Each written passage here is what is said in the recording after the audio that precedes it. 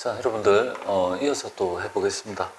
지금 보면 21번 문제인가요? 21번에 보면 우리 상환 의무가 없는 정부 보조금을 받아가지고 영업용 차량을 구입하였다 이렇게 가정하고요.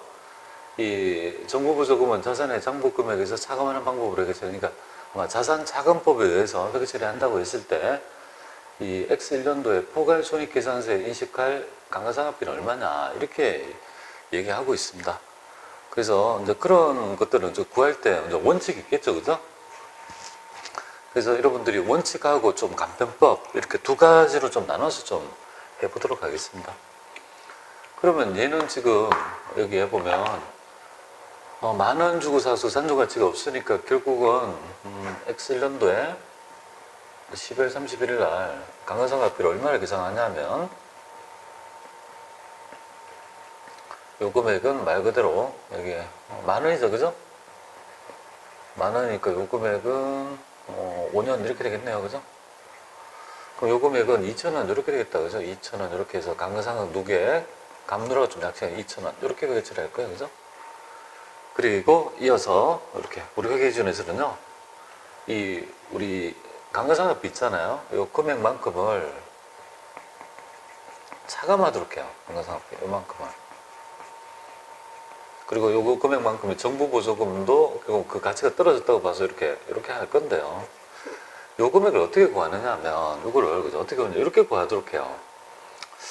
우리가 지금 감가상각비가 결국은 2,000원이잖아요, 그죠? 2,000원 중에 지금 현재 감가상각비 대상 금액이 만원에서 잔존가치가 없으니까 0 이렇게 하죠, 그죠? 여기에서 해당 국고보조금의 비율이잖아요, 그죠? 2,500원 요 비율에 의해서 하래요. 그러면 25%가 될 거니까 500원만큼은요 차감하도록 이렇게 규정합니다. 그리고 그러면 결국은 이렇게 했을 때 생각되는 금액은요 1,500원 되잖아요. 이렇게 이제 구할 수 있는 거야, 그죠? 이렇게 구하라는데 이걸 좀 간편법으로 하면 어떻게 될까요? 간편법으로 하면 정부 보조금은 그죠? 여러분 인식하실 필요가 없어요. 그냥 이렇게 하면 돼요. 내 돈 주고 산 거는 얼마냐면 7,500원이잖아요, 그죠? 7,500원이고 잔존가치가 없으니까 곱하기 5분의 1 이렇게 하면 1,500원 되겠습니다. 이렇게 구하는 게 더 훨씬 더 빠르다 이렇게 보면 돼요. 기본 강의 들으시면 아마 뭐 이런 내용들을 알 수 있을 것 같습니다. 간편법 한번 말씀드렸습니다. 자, 그 다음에 이어서 22번 한번 살펴보겠습니다. 자, 충당부채와 우발부채에 관한 설명으로 옳지 않는 것 찾아봐라 이렇게 얘기했습니다. 충당부채는 미래의 불확실한 있죠. 부채를 우리가 합리적으로 측정해서 부채로 계산하는 금액인데요. 충당부채는 재무상태에 표시된 부채 맞고요. 우발부채는요 재무상태표에 표시될 수가 없어요. 그리고 이제 주석으로만 기재될 수도 있고 아예 공시를 안 할 수도 있어요. 그것도 맞다, 그죠? 맞고. 두 번째, 충당부채를 현재 가치로 평가하기 위해서는요 그 할인율이죠. 할인율은 세전 이율이어야 돼요. 세후 이율이 아니에요. 세전입니다. 세전 이율. 일단은 2번이 틀렸습니다. 그리고 이게 충당부채를 인식하기 위해서는 최선의 추정치가 필요할 거고요. 우발부채는 처음에 예상하지 못한 상황에 따라 변할 수 있으므로 우리가 자원의 유출 가능성이 높아졌는지에 따른 지속적인 평가를 해야 되겠고, 예상되는 자산 처분이 충당부채를 생겨한 사건과 밀접하게 관련되었더라도 예상되는 자산 처분 이익은요 충당부채에 측정하지 않습니다.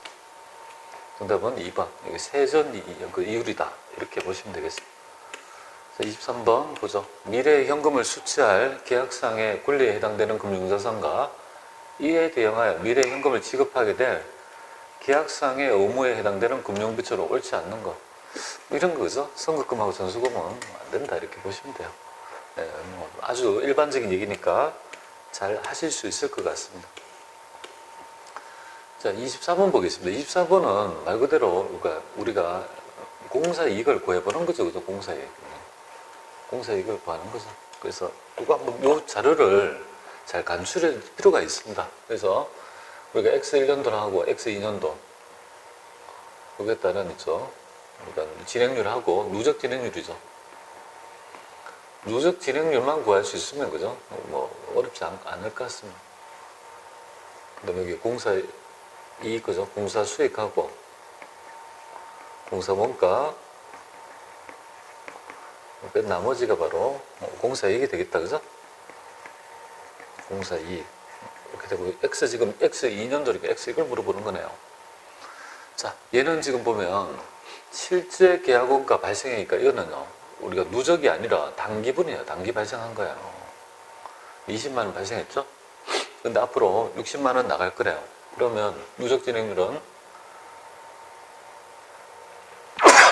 죄송합니다. 80만 원 이거죠? 나갈 거잖아요. 그죠? 그 중에서 20만 원이 집행이 된 거니까 요거는 25%가 되겠습니다. 자, 그 다음 연도가 중요해요. 그 다음 연도의 누적 진행률은 그러면 이것도 하면 60만이 나간 거잖아요. 그죠? 근데 그만큼 앞으로 미래일 거는 90만 원이 될 거니까 여기에서 90만 원에서 그죠? 요거는 60만 원이 나갔어요. 이거는 한 3분의 2 정도의 퍼센트가 되겠네요. 그죠? 한 66점 얼마쯤 되겠습니다. 그렇게 될 거고요. 약칭하면 그러면 여기 X1년도에는 공사 수익은 내가 지금 120이잖아요. 120 곱하기 25% 하면 120만 원 곱하기 25% 하면 이 금액은 30만 원 되겠습니다.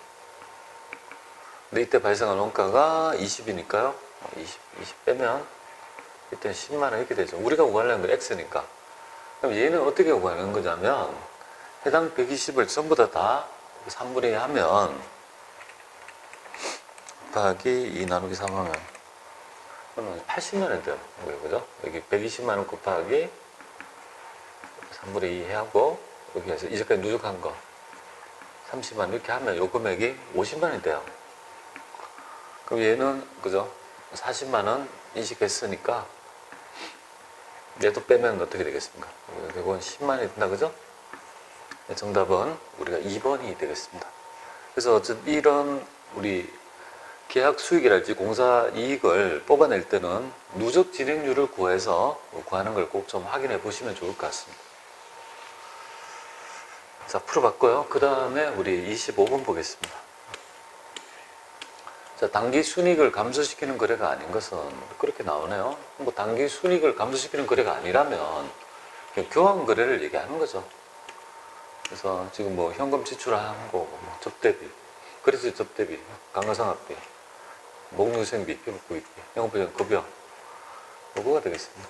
그리고 취득세는 원가에 가산되죠, 그죠? 토지의 원가에 가산되니까 예, 자산 지출이 됩니다. 그러니까 뭐 손익거래가 아니다 이렇게 보시면 되겠고요. 26번 보겠습니다. 기준거래가 잔액이 발생되었을 때 기말 재무상태표에 표시되면 안 되는 것, 뭐 임시 계정을 물어보는 거네요. 가수금 안 되고요. 당대사월은 나중에 단기 차입금으로 대체됩니다. 단기 차입금으로 대체되기 때문에 얘도 없어질 것이고요. 예수금 있고 니은 디귿 3번이 되겠습니다. 자, 그렇게 보시고요. 그 다음에 우리가 27번 보겠습니다. 자, 제조업을 영위하는 주식회사 한국의 현금 흐름표에 관한 설명을 옳지 않는 것 이렇게 물어보네요. 현금 흐름표. 자, 단기 매매 목적으로 보유하는 유가증권의 취득과 판매는요, 현금 흐름은 바로 영업활동이에요. 영업활동. 그래서 여기 이거 아니다, 그죠? 그래서 1번 일단 정답이 되겠습니다. 그래서 현금 흐름표는 회계기간 동안에 발생한 현금 흐름을 영업활동, 투자활동, 재무활동으로 분류하고요. 그 다음에 유형자산, 무형자산에 처분했다는 건 투자, 차익권 상환은 재무, 법인세로 인한 현금 흐름은 별도로 공시하고 재무활동과 투자활동에 명백히 관계되면 그쪽으로 보면 되지만 관련되지 않다면 영업활동으로 일반적으로 분류하는 겁니다. 그래서 정답은 1번이 잘못된 것 같습니다. 그 다음에 28번 한번 볼까요? 28번에 보면 다음 자료를 이용해서 계산된 매출원가는 얼마냐? 우리가 보통 재무제표의 비율 분석, 비율 있죠? 이걸 2문제 정도 내요. 매년 뭐 일반적으로 한 2문제 정도 내는 것 같습니다. 자, 매출원가는 얼마냐? 그럼 매출원가라는 것은 어디서 구할 수 있냐면요. 이걸 볼 때 재고자산 회전 기간이 뭐냐 이거죠. 여기 보면 이렇게 되죠. 재고자산 보유기간은 이렇게 봐요. 여기가 재고자산 회전율에서 회전율 여기 360 이렇게 구하는 거잖아요. 지금 1년에 360을 가정하고, 그러니까 요 기간이 120일이다 이 말이잖아요. 그죠? 그러면 재고자산 회전율은 결국은 3회란 말이잖아요. 이거는 회전율은 이걸 유추하면 3회란 말이잖아요. 그죠? 3회라는 거 확인할 거. 그러면 재고자산 회전율은 어떻게 구하느냐 하면 여기에 뭡니까? 매출원가가 나오는 거예요. 매출원가. 그리고 평균적인 재고자산의 그죠? 금액. 평균 재고자산을, 그러니까 요거는 5회는, 아니, 요건 3회는 요걸 해서 3회는 X를 물어보는 거잖아요. 매출원가.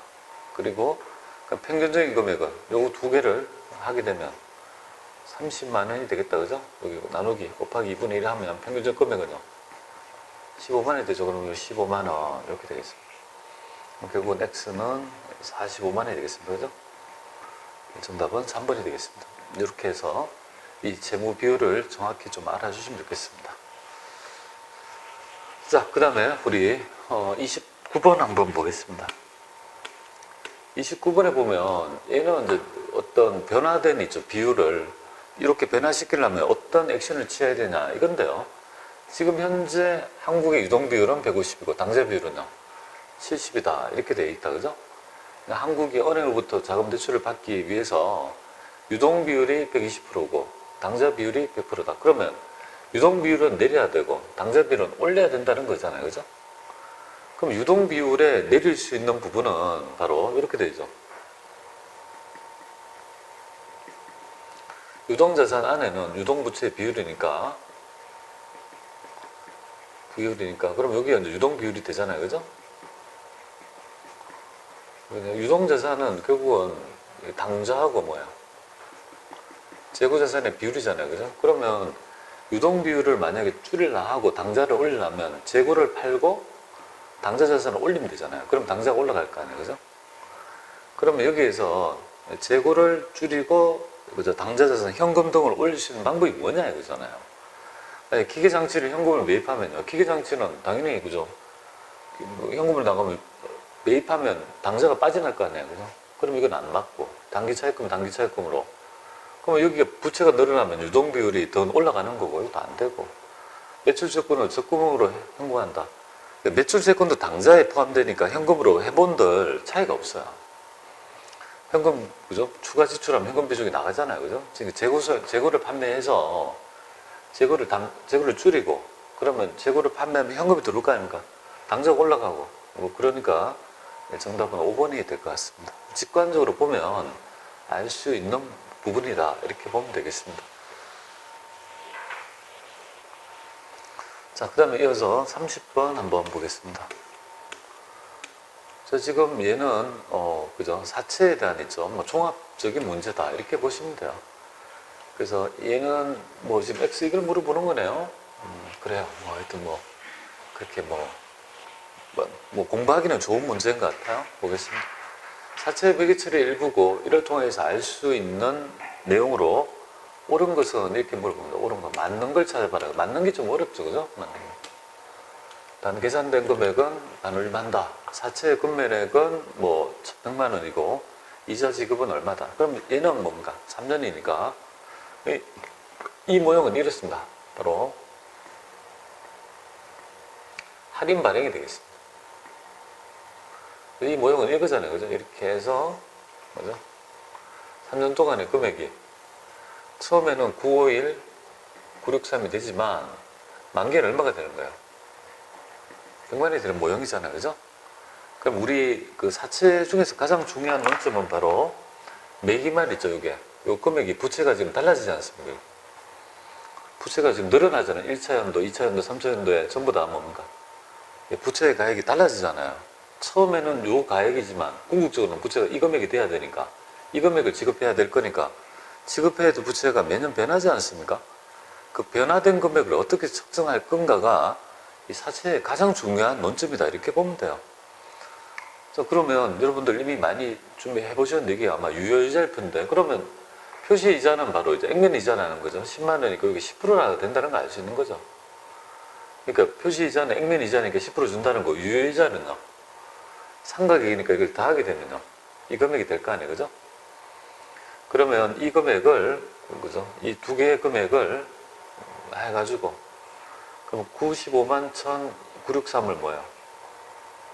지금 114236으로 나누게 되면 이 금액이 12%가 돼요, 그죠?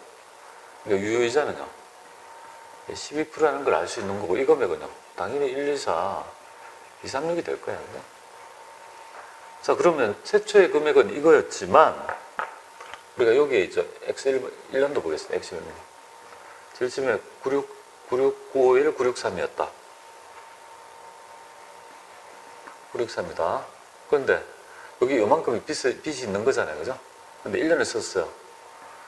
951, 963만큼을 몇 프로 이자를 줘야 되냐면, 원래는 12% 이자를 줘야 돼요. 요만큼을 줘야 돼요. 그런데 이자는 10만 원밖에 안 줬어요. 그럼 요 금액이 실제 이자가 얼마가 되냐면, 요 금액이 얼마가 되냐 하면, 여기 금액, 요 114 뭡니까? 236, 이렇게 돼야 돼요. 그만큼이 실제 이자인데, 우리 회사는 약정에 따라 10만 원만 주는 거니까, 결국은 덜 준 금액은요, 14236이 될 거 아니에요, 그죠? 그러니까 요만큼이 더 빚이 늘어난 거예요. 그럼 빚이 원래 요 빚에다가 요만큼이 더 늘어났으니까, 요 시점에 있죠, 부채가 늘어날 거 아니겠습니까? 그러니까 91963에서 이걸 91963에서 14236, 236을 다음에 966199. 그럼 요 금액이 966199. 요만큼이 이제 결론적으로 빚이 되는 거예요. 요 시점에 장부에 966199다 이 말이에요. 여기가 그죠? 되겠죠? 그러면 이제 우리 한번 확인해 보도록 하겠습니다. 어떤 결론에 이렇게 되는지 한번 살펴보도록 하죠. 자, 사채 발행 시 적용된 유효이자는 10%다. 유효이자율이 몇 프로입니까? 12%? 아니죠, 그죠? 12%. 사채 발행 시 인식할 사채 할인 발행 자금은요, 요 차이 금액이 있죠. 전부 다 요 차이 금액이 33801이 아니고, 요거는 어떻게 됩니까? 덜 받은 금액이 100만 원에서 951, 963 이렇게 되는 거잖아요, 그죠? 그 차이 나는 금액이 결국은 덜 받는 거니까 이 금액은 48037 037만큼이 그죠? 덜 받은 금액이니까 요 금액이 사채 할인 발행 차금이고, 그 다음에 상각 후에 있죠. 1년 말 상각한 후에 장부 금액은 966 이것도 안 해요. 966 199 이렇게 될 거고, X 만에 사채와 관련된 손익 계정에 대체된 이자 비용은요, 그죠? 이것도 아니고 114 236 이렇게 되죠. 그리고 얘는 뭐라고 했습니까? 5번이 이제 정답이 될 거 아니에요? 얘는 X 1년 말, 그러니까 여기, 요 시점. 요 시점에 1년이 더 지난 후에 사채를 98만에 상환했을 경우에 사채 상환이익은 이 금액이다 이 말인데, 그러면 그 금액이 요 시점 있잖아요. 여기 X 2년 있잖아요, 2년. 요 시점에서 지금 1년 이상 상환했다는 거거든요. 그러니까 이거 곱표시 2번에 대한 있죠. 장부가액을 찾아봐야 되죠. 그러면 이것도 똑같이 뭐, 우리는 지금 현재 96619가 빚이었어요. 그래서 96619가 빚이단 말이에요. 근데 요만큼을 또 어떻게 합니까? 966199를 곱하기 12%를 쓰는 거예요. 그리고 만 원만 주는 거예요. 그럼 또 빚이 늘어날 거 아니겠습니까? 그럼 966199에 12% 하면 115944 115944 115944 944 이렇게 금액이 돼요. 그러면 결국은 이만큼이 뭡니까? 결국은 잠깐만요. 966 11594 왜 이래? 115 944 944 1944 이렇게 돼요. 그럼 요만큼을 원래 이자를 줘야 되는데 10만 원밖에 안 줬으니까 1호 944만큼이 또 빚이 진 거예요. 그럼 요 금액이 지금 언제 얼마가 되는 것도 빚이. 그러면 여기에서 또 944에서 966199 982143 그럼 요 금액이 982143 이렇게 되는 거예요. 여기 빚이 되는 거예요.